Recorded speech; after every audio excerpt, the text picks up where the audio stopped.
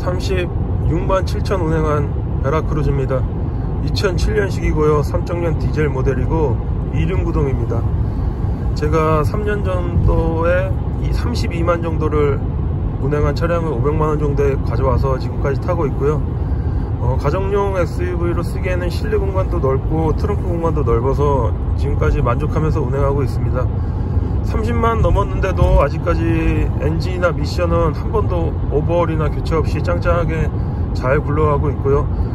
엔진 오일만 제때 갈아준다면은 크게 뭐 문제없이 50만 60만 뭐 많게는 100만까지도 타시는 분들도 있더라고요. 그래서 내국선만큼은 정말 인정된 그런 차량 같습니다.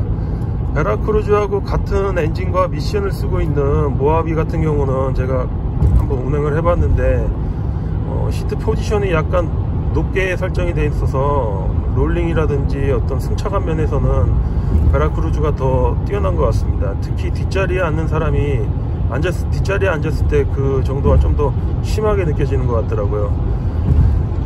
그리고 베라크루즈는 2012년도 기준으로 그 전에는 S1 엔진, 그 이후에는 S2 엔진으로 나눠지는데 S2 엔진으로 바뀌면서 출력이라든지 토크는 높아졌지만 엔진 쪽 부품들이 플라스틱이라든지 뭐 어떤 비용 절감 측면에서 많이 바뀌었더라고요. 그래서 내구성 측면에서는 S1 엔진이 더 낫다.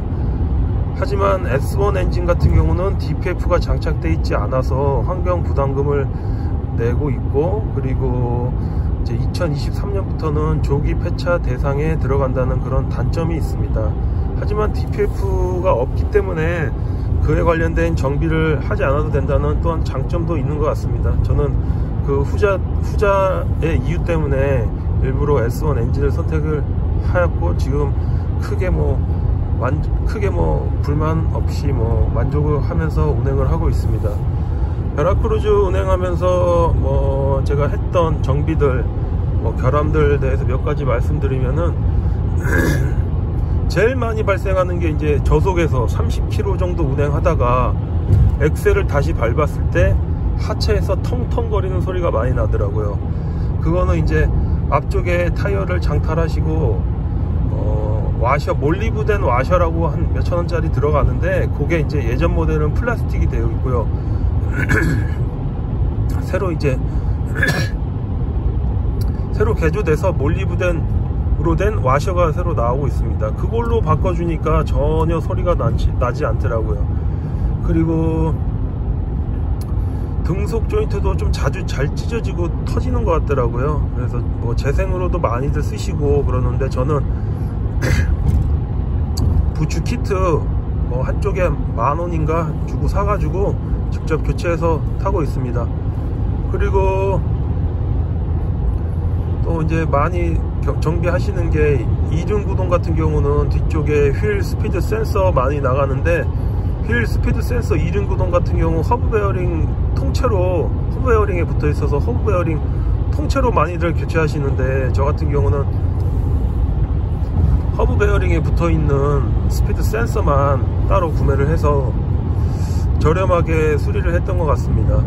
허브 베어링만 따로 한 10만원 정도 하는데 센서만 따로 한 만원 정도에 팔거든요. 10분의 1 가격으로 수리를 해서 지금까지 잘 타고 있습니다. 그리고 이제 디젤 엔진이다 보니까 아무래도 흡기 클리닝, 그리고 뭐 인젝터 클리닝, 동화셔 교체하고 뭐 이런 것들 많이 하시는데요. 그런 거 한 번씩 하면은 크게 체감은 안 되는데 아무래도 조금 더 마음이 좀 편하죠. 디젤 엔진 관리하기가 힘든데 이제 아무래도 안 하는 것보다는 낫다고 생각을 합니다. 그리고 또 이제 많이 나오는 것들이 이제 에어백 경고등이 자주 뜨는 그런 게 있는데, 에어백 경고등 우선 뜨면은 자동차 이제 시트, 운전석이나 조수석 시트 밑에 보면은 노란색 에어백 커넥터가 있어요. 일렉트릭 커넥터가 있는데 그게 이제 빠져 있는지 한번 보시고요. 안 빠져 있으면 그거를 뺐다가 꼈다가 다시 한번 장착해 보시고 이제 경고등 메시지가 사라지는지 보시고요. 그게 사라지지 않으면은 여기 이제 요 핸들 안쪽에 보면은 이제 클락 스프링이라는 작은 부품이 있습니다. 이제 핸들 돌릴 때마다 따라 도는 뭐 그런 부품 같은데, 그거 교체하시면은 ABS 경고등 웬만하면 사라집니다. 비용은 한 5만원 정도 했던 것 같아요. 근데 이제 그거 해도 안 사라진다 그러면 이제 에어백 컨트롤하는 ACU라는 컴퓨터 모듈을 바꿔야 되는데, 저 같은 경우는 그 ACU 모듈을 바꿨어요. 모듈이 이제 여기 이제 기어박스 안쪽에 있거든요. 그래서 이제 요 콘솔이랑 기어박스를 다 뜯어야 된다는 또 좀 그런 단점이 있습니다. 그거 아니면은 뭐 그거런 문제가 ABS에 관련된 에어백과 관련된 문제인 것 같습니다. 그리고 운행하면서 조금 이게 공통적으로 나타나는 문제 같은데, 한 60km까지는 좀 답답함을 느낄 수 있어요.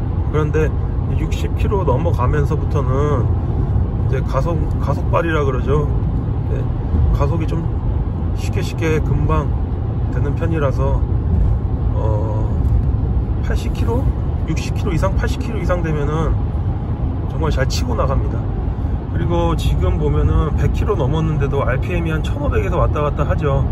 웬만한 100km 이상 밟아도 RPM이 2000 이상이 넘어가지 않기 때문에 이 엔진에 큰 무리가 가지 않아서 내구성이 좀 더 좋지 않나 제 개인적으로는 생각하고 있고요. 그래서 운행을 할 때 저 같은 경우는 2000 RPM 밑으로 웬만하면은 이제 컨트롤을 하면서 운행을 하고 있습니다. 터보 관련해서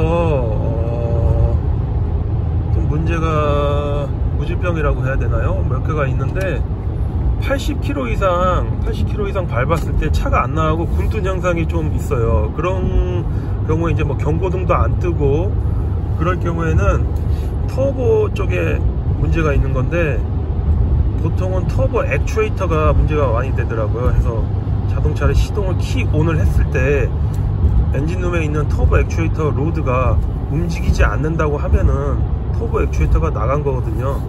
그거 같은 경우는 이제 액추에이터를 바꿔줘야 되는데, S1 엔진 같은 경우는 터보 액추에이터만 한 13만원? 뭐 12만원 이렇게 하는 것 같아요. 13만원 아니지, 17만원? 이 정도 하는 것 같아요. 근데 이제 S2 엔진은 뭐 9만원? 뭐 이 정도 좀 저렴한 편인데, 상대적으로 한 주먹만한 부품이 막 17만원 하니까 좀 부담이 되는 건 사실입니다. 하지만 그거 바꾸면은 그 터보 액추에이터 관련된 뭐 악셀 밟았을 때 치고 나가지 못하는 뭐 가속이 안 되는 문제, 그런 거는 잘 해결이 되는 것 같습니다. 그리고 베라크루즈는 특별히 뭐 터보가 나가고 그런 거는 많이 없는 것 같아요. 근데 뭐 간혹 보면은 터보 유격이 나가서 액추에이터 바꿔도 터보가 작동하지 않아서 뭐 바꾸시는 분들이 계시는데, 일반 뭐 재생 터보 뭐 싼 것도 쓰시는 분들도 있고요. 뭐 정품은 워낙 가격이 뭐 100만원 육박하니까 비싸서, 뭐 인터넷 보니까 가레 터보 뭐 그거를 많이 쓰시더라고요. 저렴하고 정품 퀄리티가 나오고 해서 그런 방법도 있습니다. 베라크루즈 운행하면서 뭐 크게 뭐 인젝터나 뭐 점화계통 관련해서는 크게 문제가 없는 것 같아요. 그래서 내구성만큼은 좀 인정합니다.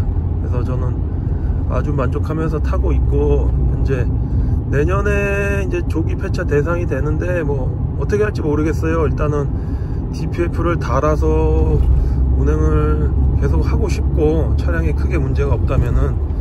그리고 36만 7천 됐는데 지금 뭐 가능하다면 막 50만 찍을 때까지 한번 운행을 해보고 싶은 바람입니다. 네, 이상입니다.